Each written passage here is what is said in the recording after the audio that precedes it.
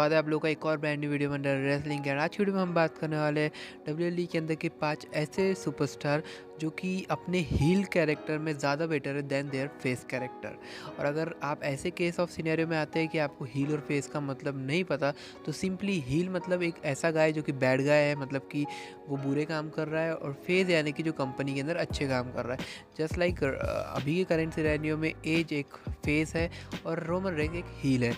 Simply सी बात मैं आपको समझा दिया। अब बढ़ते हैं वीडियो के अंदर, और हम ऐसी ही सुपरस्टार के बारे में बात करने वाले जो कि हील और फेस दोनों कैरेक्टर में रह चुके हैं और जिन्हें दोनों ही कैरेक्टर में ऑडियंस ने देख रखा है और उनके दोनों ही रिएक्शन हमें पता है। तो अभी हम उन्हें जज कर सकते हैं कि वो एज अ हील बेटर थे, एज अ फेस, या फिर वो एज अ हील क्यों बेटर थे। तो बात करते हैं फर्स्ट सुपरस्टार की, दैट इज़ अलायंस। ना अलायंस को हमने ज़्यादा वैसे डब्ल्यूडब्ल्यूई में लड़ते हुए तो बहुत ही कम दिखा है, ज़्यादातर उनकी म्यूजिक कॉन्सर्ट ही होते रहते हैं।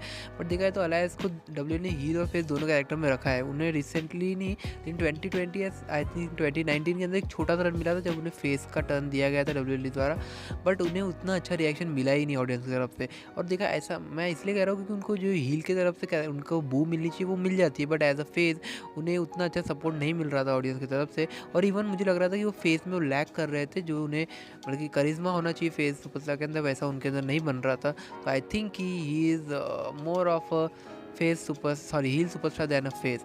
बात करते हैं नेक्स्ट सुपरस्टार की, they coming from women division Charlotte Flair. Now Charlotte is currently face, तो हम देख सकते हैं कि उनका रिएक्शन ऑडियंस की तरफ से कैसा आ रहा है। Now because Lacey Evans as a heel अच्छा काम कर रही है, या फिर रिक फ्लेयर की वजह से जो हो रहा है उसकी वजह से उन्हें भली चीयर जरूर मिल रही हो शार्लेट को, but it's not a good character, या फिर एक इतनी कोई अच्छा कैरेक्टर नहीं बन रहा है। जस्ट लाइक जितना अच्छा वर्क उन्होंने हील में किया है ना, मुझे उतना अच्छा नहीं लग रहा। बिकॉज हील के अंदर जब याद है उन्हें रॉन्डा राउजी के अगेंस्ट जो उन्होंने सर्वाइवर सीरीज 2018 में आई गेस मैच लड़ी थी, उसमें जिस प्रकार उन्होंने रॉन्डा राउजी को बीट किया था, उन्हें जो हील कैरेक्टर था उनका वो काफ़ी अच्छा इवॉल्व हुआ था। उन्हें हील में मुझे लगता है कि शार्लेट बिकॉज प्रोमोस काफ़ी अच्छा करती है, तो आई थिंक हील के अंदर उनका ज़्यादा बेटर वो वर्क करती है। और because she is the daughter of dirtiest player in the game, तो आई थिंक कि उन्हें हील ही रहना चाहिए। सो या she is in the list, and मुझे तो एटलीस्ट शार्लेट प्लेयर के मुझसे अगर आप बात करें तो मुझे हील ही ज़्यादा, जैसा रन चल रहा है फेस में, तो मुझे तो बिल्कुल ही हील ही पसंद आएगी वो। बात करते हैं नेक्स्ट सुपरस्टार की, दैट इज़ रोमन रेंस। ना रोमन रेंस को हमने बहुत लंबे टाइम के लिए एज अ फेस कैरेक्टर ही, एज अ फेस सुपरस्टार ही देखा है। 2014 से लेकर देखा जाए तो 2020 तक के, जब तक कि उन्होंने हील टर्न नहीं लिया था। और देखा है तो उस कैरेक्टर में ऐसा नहीं था कि वो बहुत गंदे थे या फिर उन पे था, but it was a dominating one, और इम्पैक्ट उतना अच्छा नहीं होता था। बिकॉज उनसे पहले जो मेन फेस थे डब्ल्यूडब्ल्यूई के वो जॉन सीना थे, और देखा है तो जॉन सीना के कंपैरिजन में रोमन रेंस को वो नहीं मिल रहा था। बिकॉज ऑडियंस उन्हें ओवर पुश भी समझ रही थी, बिकॉज उन्हें रॉयल रंबल भी जिता दिया गया, एंड मेन इवेंट कर रहे थे रेसलमेनिया में, चैंपियनशिप जीत रहे थे, तो लोगों को वो ओवर पुश लगने लग गया, जिसके चलते आई एम नॉट सेइंग कि वो ओवर पुश थे या नहीं, पर लोगों को ऐसा लग रहा था, जिसके चलते उन्हें बुई मिल रही थी। इवन डब्ल्यूडब्ल्यूई उन्हें एज अ फेस पुश दे रही थी, तो जिसके चलते हम कह सकते हैं कि उनका कैरेक्टर वर्क नहीं कर रहा था। बट जब से वो हील में आए हैं, आई थिंक कि अब हील में आने के बाद भी उन्हें लोग चीयर करेंगे अगर ऑडियंस रियल ऑडियंस आती है। बिकॉज जो डब्ल्यूडब्ल्यूई यूज तक की चांस लगाती है वो सब फेक होती है ऑब्वियसली।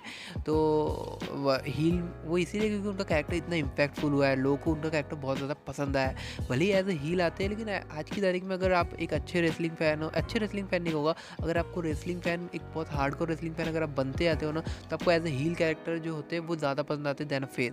मुझे तो आते हैं, आपका मुझे नहीं पता, बट जो भी वो हील कैरेक्टर्स लोगों को काफ़ी ज़्यादा पसंद आते हैं, और रोमन रेंस का कैरेक्टर लोगों को काफ़ी ज़्यादा पसंद आया है। और जितना इम्पैक्ट उन्होंने उनके खुद के करियर पे डाला है, आई थिंक कि वो उनके लिए भी काफ़ी ज़्यादा बेनिफिशियल है। और डब्ल्यूडब्ल्यूई की व्यूअरशिप तो ऑब्वियसली बड़ी ही है। तो the next superstar that is in the list is the Miz. Now the Miz को भी हमने दोनों कैरेक्टर में देख रखा है, ऑब्वियसली हील में भी और फेस में भी। रिसेंटली जब उनका शेनो मैक के राइवलरी हुई थी इन 2019, तो उसमें वो एज अ फेस वर्क कर रहे थे। जब शेनो मैक का बेस्ट इन द वर्ल्ड का जो सब चल रहा था ना सीन, तब उन्हें एज अ फेस रन दिया गया था। और देखा जाए तो उन्होंने ऐसा नहीं कि फेस में ख़राब वर्क किया था, but considering the fact of his heel persona, मतलब जो इम्पैक्ट वो एज अ हील डालते हैं, उसके सामने फेस में कुछ भी नहीं था। और एक और चीज़ अगर आप एक कंसिडर करें कि मीज is not a monster superstar, उनके पास वो मसल्स नहीं है कि वो डोमिनेट करते रहेंगे।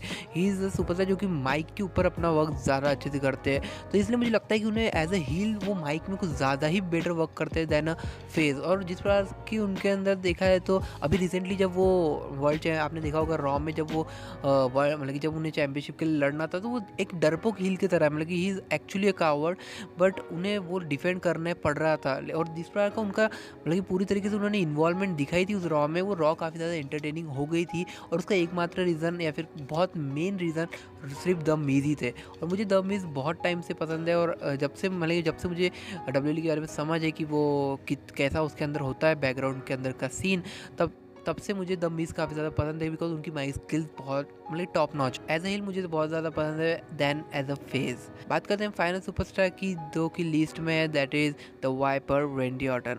नाउ द वाइपर इसलिए मैंने लगाया बिकॉज ऑब्वियसली हमने रेंडी ऑर्टन को हील और फेज़ में देख रखा है, और वो हील में इसीलिए भी ज़्यादा अच्छे बिकॉज उनका गिमिक भी उसी प्रकार से है। उनका गिमिक है वाइपर का, मतलब कि एक एपेक्स प्रेडेटर, लेजेंड किलर, जो कि तीनों ही अगर आप चीज़ों को देखें तो वो एक बैड गाय का रूप, बैड गाय की तरह रिप्रेजेंट करने के लिए वर्क करते हैं। मतलब आपको बैड गाय की फील आती है अगर आप वाइपर को ओवरऑल कंसीडर करें तो उससे ज़्यादा देखा जाए तो रेंडी ऑर्टन ने हील और फेस दोनों ही निभाया है। और देखा जाए तो ज़्यादातर तो उन्होंने हील ही निभाया है। और देखा जाए तो हील और फेस में उनके दोनों ही, इसमें ज़्यादा डिफरेंस नहीं होता है। मतलब कि ऐसा नहीं होगा कि अगर वो हील में जस्ट लाइक रोमन रेंस के कैरेक्टर का देखे या फिर मीज का देखे तो हील और फेस में उनके बहुत ज़्यादा डिफरेंस आते हैं। बट रेंडी ऑर्टन केस में ऐसा नहीं होता। अगर वो हील भी है और फेस भी है, और वो फेस है ना, तो मोस्ट ऑफ द टाइम वो फेस में एक अलग से सैवेज टाइप हो जाते हैं, क्योंकि आप उनके अगर कैरेक्टर को अगर देखें कभी फेज रन में तो आप समझ जाएंगे। बट उनके अगर दोनों कैरेक्टर को अगर कंसिडर करा जाए तो फेस कुछ ज़्यादा ही मतलब उनका फेस भी काफ़ी अच्छा है, बट मुझे हील में बहुत ज़्यादा पसंद है। शायद आप लोगों को भी एज ए हील ही पसंद होगी। और देखा जाए तो उनका उन्होंने इतना कुछ डब्ल्यूडब्ल्यूई के अंदर कर लिया है, भले ही वो हील हो, लेकिन वो रियल ऑडियंस के सामने मुझे लगता है जब भी जाएंगे उन्हें चीयर ही मिलने वाली, बिकॉज उनके फ़ैन काफ़ी ज़्यादा है। 15 टाइम वर्ल्ड चैंपियन तो वो बने ही, और जिस प्रकार की उनकी ग्रोथ है ना उनके करियर में, तो देखा जाए तो इतने लंबे टाइम तक के डब्ल्यूडब्ल्यूई के अंदर सस्टेन करना without any break, without any कह सकते हैं आप, उन्होंने इंजरीज़ के चलते भी ज़्यादा ब्रेक नहीं लिए, तो ऐसे में इतने लंबे टाइम तक सस्टेन कर पाना बहुत मुश्किल होता है। और उनके जो कैरेक्टर रहे ना, वो हील ही मेनली उन्हें उसमें काफ़ी ज़्यादा हेल्प मिली है। और देखा है तो उनकी जिस प्रकार से प्रोमोज होते हैं ना, ही समवन लाइक जो कि बिजनेस के लिए ही बॉर्न किए हुए है। मतलब कि उनका जन्म ही इसलिए हुआ है कि वो डब्ल्यूडब्ल्यूई के अंदर एज ए हील वर्क करे, डब्ल्यूडब्ल्यूई में या फिर रेसलिंग में वो एज ए हील वर्क करे, ऐसे इसीलिए शायद उनका जन्म हुआ है। बिकॉज जितने नेचुरली वो अपने प्रोमोज करते हैं, जितने नेचुरली उनके एक्ट्स होते हैं, या फिर जितने भी सेगमेंट्स करते हैं या फिर मैचेस करते हैं, आई थिंक कि उनकी जो स्टोरी टेलिंग है is one of the finest. और इसीलिए मुझे तो एज ए हील बहुत ज़्यादा पसंद है। एंड मेरे वन ऑफ मतलब कि मेरे फेवरेट सुपरस्टार में आते हैं रेंडी ऑर्टन। सो आई थिंक कि मैं तो उनकी थोड़ी ज़्यादा ही तारीफ़ कर दिया हूँ। बट यही कुछ ऐसे सुपरस्टार थे जो कि मुझे एज ए हील ज़्यादा पसंद है दैन एज अ फेस। आपको इनमें से कौन सा एज अ हील पसंद है या फेस पसंद है, या फिर इसके अलावा आपको ऐसा कौन सा सुपरस्टार है जो कि एज अ हील ज़्यादा पसंद है नॉट अ फेस? क्या वो जॉन सीना है या फिर द रॉक? आपके क्या थॉट्स है कमेंट लिख के बता दीजिएगा। वीडियो पसंद है तो लाइक शेयर चैनल सब्सक्राइब कर दीजिएगा। आज के लिए इतना ही, guys, until next time guys from Monday Wrestling, we'll see you later.